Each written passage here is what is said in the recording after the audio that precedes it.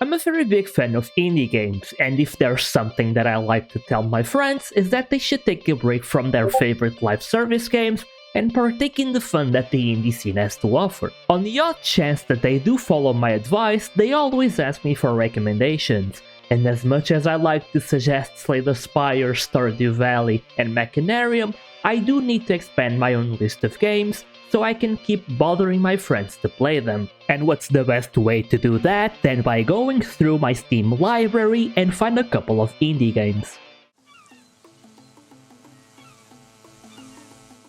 Do you know when dinner is ready and you usually yell just a minute, but that minute turns to 10 and you get slapped across the face with a slipper? No? Only me? Anyway, if you were playing Minit, that would be true since the main gameplay loop consists on a 1-minute run in which you must complete certain tasks to proceed with the story. The minimalist art style reminds me of the good old days of the Game Boy, and the soundtrack does a very good job of taking you back to those days. The game also does a very good job at making you optimize every single run since every second matters, to the point where talking with a single NPC to unlock an item may be the reason you die. And believe me when I say that it happens. Despite being a short game, it doesn't mean that it lacks content. With quite a bit of collectibles, you are bound to spend some time with the game, and although it may be frustrating not collecting that item for that run in the last second, it for sure makes you think of every step you take. As for the achievements, they weren't nothing out of the ordinary. Completing the game and getting every single item and collectible was something that I was expecting from the get-go. The hardest achievement would probably be the one where you have to complete the game under 25 runs, which may require some training, or if you want to get it right, following a guide.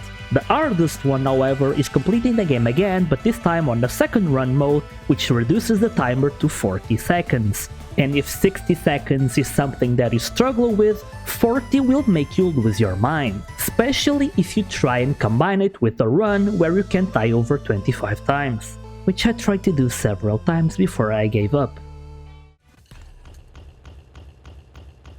Not again.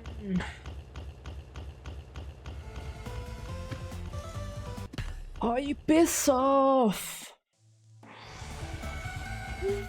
Why?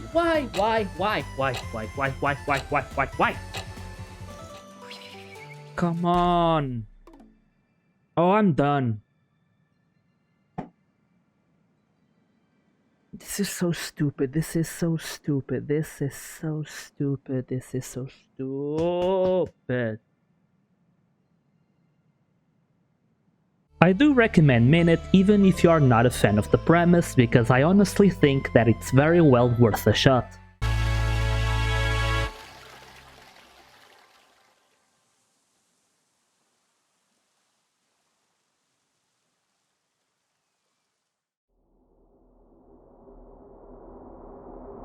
Why is there a game about a small sheep stuck in an old factory? Why is it so gorgeous? And why is it so much fun? Everything about Sheepy surprised me, from the gorgeously fluid pixel art, to how good the controls feel, and how fun the platforming is. You start with a single jump, and the more you explore this world, the more abilities you get. From a double jump to a short-term flight. You are a sheep, why are you flying? The more abilities you get, the more fun it is to traverse the map, and exploring every nook and cranny rewards us with a bit of lore and collectibles. The atmosphere of the game together with the music gives you an eerie feeling, and when you hear the voice notes left by the people of the factory, the feeling only grows stronger. I'm out of food, water. I have no way of getting away from wherever I am now. This path has been traveled before, and will be again. To whoever finds this, good luck. The story is told by really small radios scattered across the map and small notes, and together with the music and environmental details, you can try and piece everything together. The game is short and you can beat it in one sitting, but if you do intend to go for the 100%, you have to be aware that there are 2 separate speedrun achievements and a no death run. There's no much replay value once you feel like you completed the story, but playing again for those small moments of breathtaking design, beautifully composed music, and fun platforming makes this short game one that I may replay again over the years.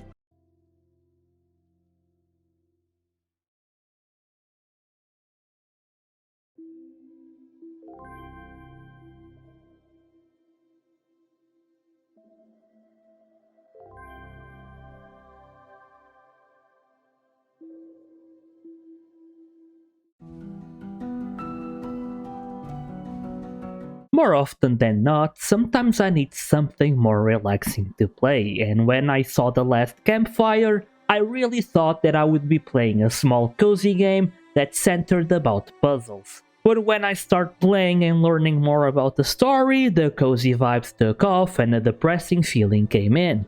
Despite the beautiful colors and scenarios, The Last Campfire is a game about the human experience. You follow a little guy named Amber, which sole purpose is to reach what one would assume to be the afterlife. On the way, you will find campfires where lost Ambers like you stay until they gather their strength and will to move on. On the different areas of this short game, there are Ambers like you who were turned to stone, but not by an enemy or an evil being, but by their own fears, either by being the loss of hope, loneliness, or even the fear of death itself. The story is told in a narrator style in which she voices every character and every situation like this was a storybook. The puzzles aren't complicated and they do present a good sense of logic, which was ideal for the type of story that the game trying to introduce. The soundtrack fit amazingly well throughout the story without being distracting at the task at hand, and despite having limited abilities besides being able to move and push objects, the little Amber you control eventually gets a horn that allows it to manipulate certain objects throughout the map. Each area of the game is a puzzle to be solved, as every single part of it is connected. At the end, The Last Campfire is a gorgeous looking game with a relaxing atmosphere, but with the amount of sadness that the story carries, the relaxing atmosphere wasn't exactly what I got. Achievement wise, the only thing that can be missable is as if you are a heartless person and don't help the Ambers along the way. Help them. Do it. You can probably finish the game in one sitting since it's a 5 to 6 hour journey depending on how fast you solve the puzzles, but it's a game with a story that might resonate with you and I do recommend that you experience it yourself.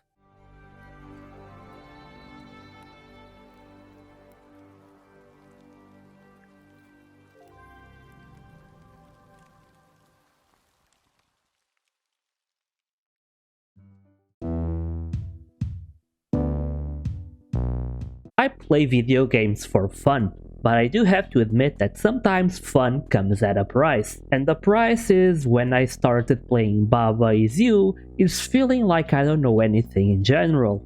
I don't even know my name. I love puzzle games, but when I started playing Baba Is You, I had no idea what I was getting myself into. What started as a cute little game where you go change the rules to make the puzzles work in your favor ends up being a game where you are closer to finding One Piece. Despite having several areas, each puzzle on its own is its own thing, and only sometimes levels are connected to the area itself. While some of the rules are fun and interesting, ending up stacking words on top of each other making nonsensical rules was something that threw me off. As I was expecting that to be something occasional, that gimmick overstayed its welcome, at least for me. A couple of times when I was feeling completely stuck, I had to rely on visual help, and more often than not, after seeing the solution, my brain couldn't still fathom on why. But after more levels, I started figuring more and more about the puzzles that I completed before, and to that, I do have to thank the website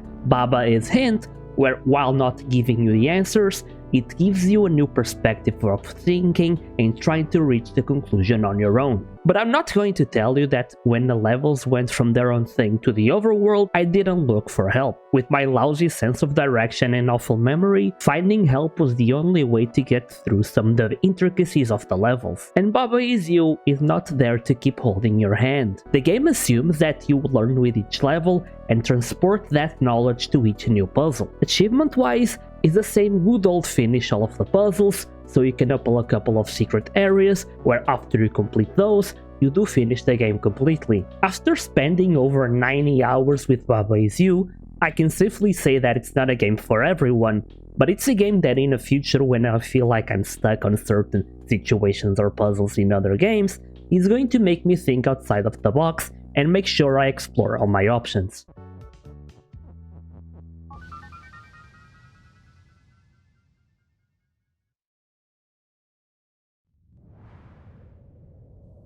Is it done this time for good?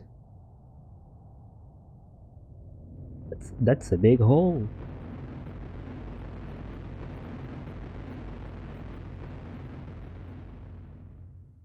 Please, let it be this. Yes, sir! Vamos! Ah! Hallelujah! Gonna install this.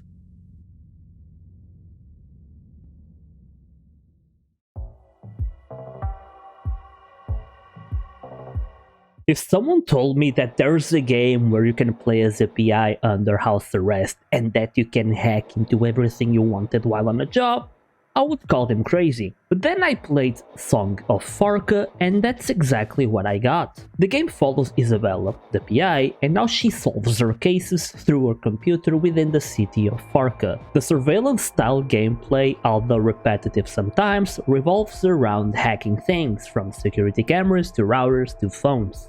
They give you information regarding the case and its suspects, and after getting everything you need, you can make the correlations on the investigation board. The game also features a form of interrogation where you can speak with everyone involved in the case and make assumptions in order to get more information. The mix of story, puzzle solving, and the moral choices creates an addictive gameplay experience where you just wanna see where the game takes you. While some of the puzzles are logical and satisfying, there are some that take a bit of trial and error to see through. Or maybe that's a me problem and my tiny brain just couldn't grasp the answer. Yes, the game has a sort of moral system that gives you choices and they do decide the outcome of the story, adding a little bit of a replay value. The city of Farca is a tech-dominated one with a cyberpunk aesthetic that teaches you more about it the more cases you solve. The narrative is strong and sometimes it makes you feel like you are in an episode of Black Mirror or Mr. Robot, and it's one that it's overall connected between all the cases that you work on, which is something that I really enjoyed, especially because of the different endings. And I can't really speak about a video game without mentioning the soundtrack. Although very short, but it's a type of music that complements really well the world where the Song of Farca takes place. And in the odd chance that someone from Wooden Monkeys, the developers, is in fact watching, please let me know if there's any physical copy available, because I have the urge to own this soundtrack and carry it with me everywhere. Achievement-wise, it does take a while to get you 100%. Between multiple playthroughs and a couple of collectibles, it's quite an easy one to get, and honestly is very well worth it. Oh, this was a very good game.